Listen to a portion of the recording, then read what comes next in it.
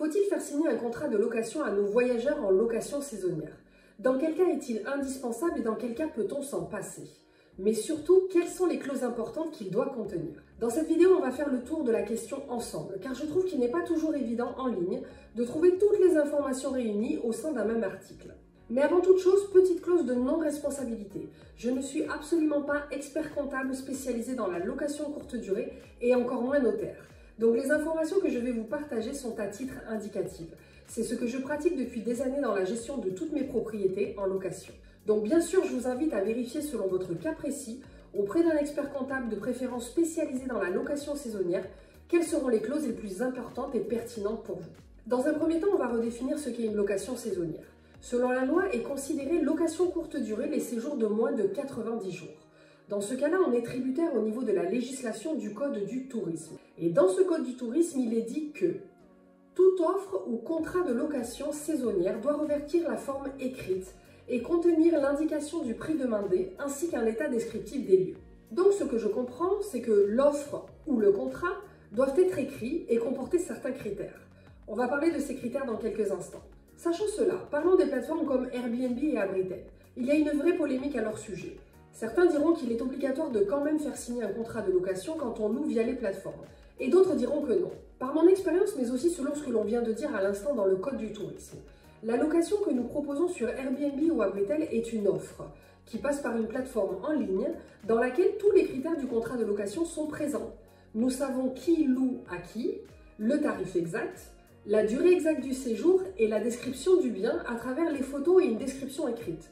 Tous les critères sont donc bien réunis pour faire office de contrat de location. Alors il est vrai que pour se prémunir d'éventuels problèmes et pour être le plus protégé possible, il est recommandé quand on loue à travers les plateformes de mettre toutes nos conditions et règles supplémentaires dans l'onglet Règlement intérieur. Je parle en détail de 7 règles importantes à ne pas oublier de mentionner à nos voyageurs quand on fait de la location saisonnière. Je vous invite à aller voir cette vidéo si ce n'est pas déjà fait. Attention, aucune de vos règles ou conditions ne doit interférer avec les conditions que vous avez déjà établies sur la plateforme.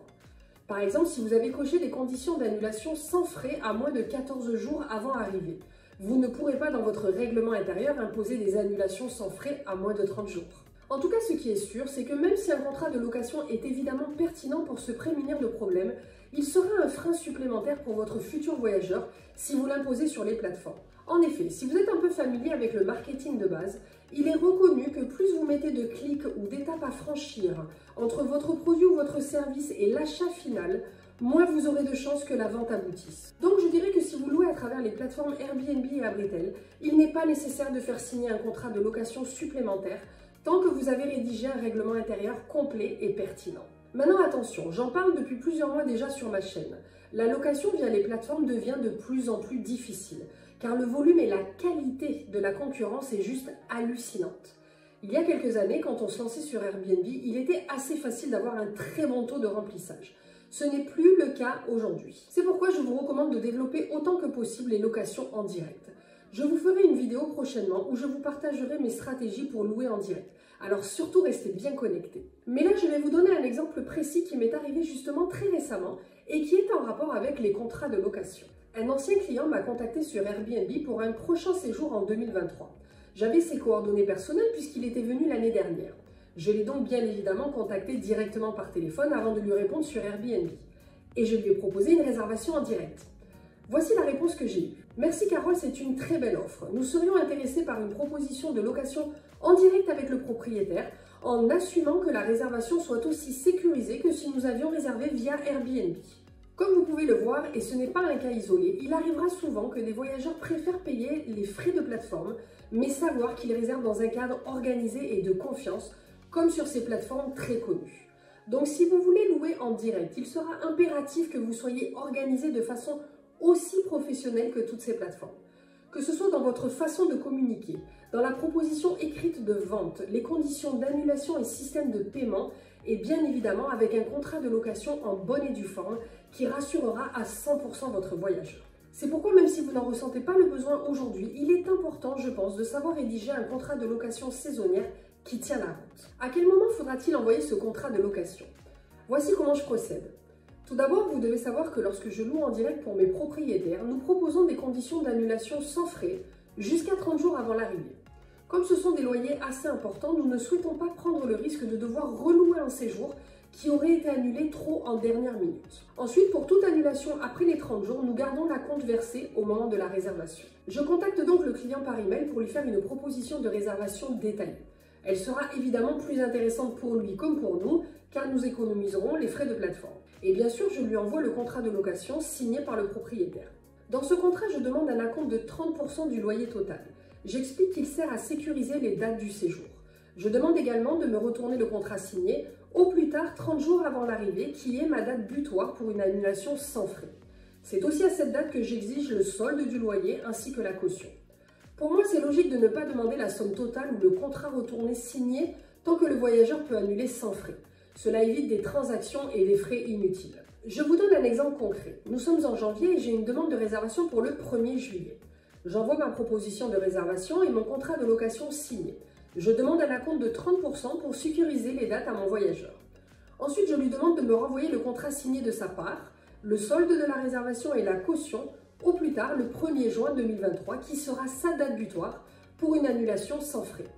Bien sûr, j'ai précisé dans le contrat dans quels termes nous proposons les annulations et le remboursement après cette fameuse date butoir.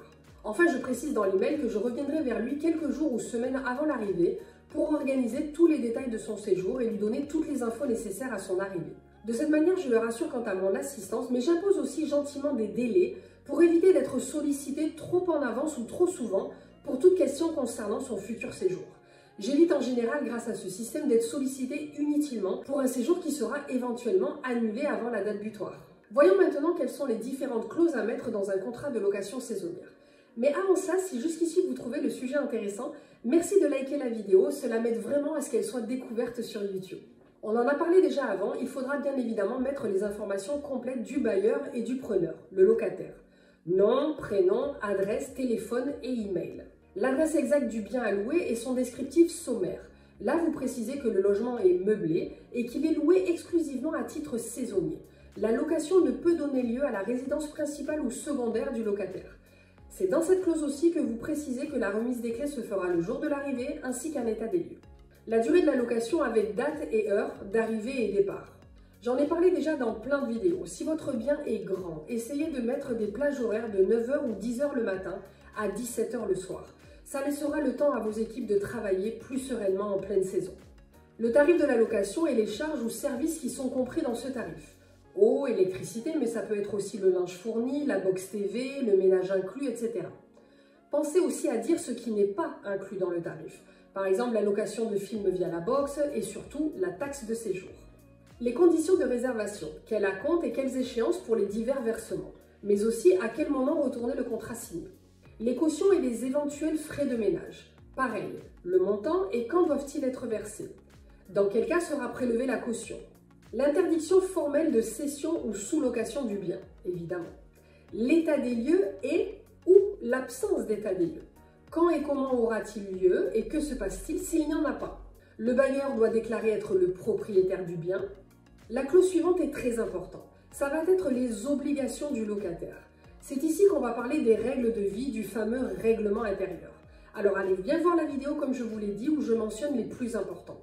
Mais ça va être par exemple les fêtes non autorisées, interdiction d'animaux, logement non fumeur, toutes les choses qui vous semblent importantes concernant votre logement.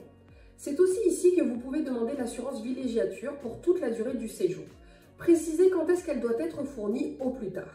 Attention, par mon expérience, nos assureurs français sont très familiers avec cela et ils la fournissent plutôt facilement, mais ce n'est pas le cas dans tous les pays. Beaucoup ne la proposent pas. Vous pouvez donc accepter des séjours sans assurance. Vérifiez juste avec votre assureur responsabilité civile ce qui sera pris en charge en cas de dégâts très importants type incendie, dégâts des eaux ou litige avec le voisinage. Encore une fois, je précise que je ne suis pas qualifiée juridiquement et que je vous invite à vérifier avec vos experts tout ce qui sera pertinent pour votre cas de figure précis. Ensuite, une clause concernant vos conditions d'annulation très précises. Si vous avez une piscine ou un jacuzzi, stipulez évidemment que l'équipement suit les normes obligatoires de sécurité, mais que vous vous déchargez de toute responsabilité concernant un éventuel accident. Enfin, très important, l'élection du domicile du bailleur et du preneur. Précisez bien que cela sera le tribunal de la ville du bailleur qui sera saisi en cas de litige. Voilà, je peux comprendre que tout ceci peut paraître accablant à première vue, mais ça n'a rien de sorcier. Un contrat de location sert avant toute chose à connaître l'identité exacte des personnes concernées par la transaction, à définir un tarif précis du loyer, des acomptes et des cautions, mais aussi comment s'effectueront les versements et quelles seront les conditions générales vraiment importantes pour éviter les litiges. Voilà, j'espère que tout ceci vous aura été utile. Je vous invite à aller faire un tour sur ma plateforme de programme en ligne où j'ai un tas d'outils gratuits et payants pour vous aider à réussir en location saisonnière. À la semaine prochaine!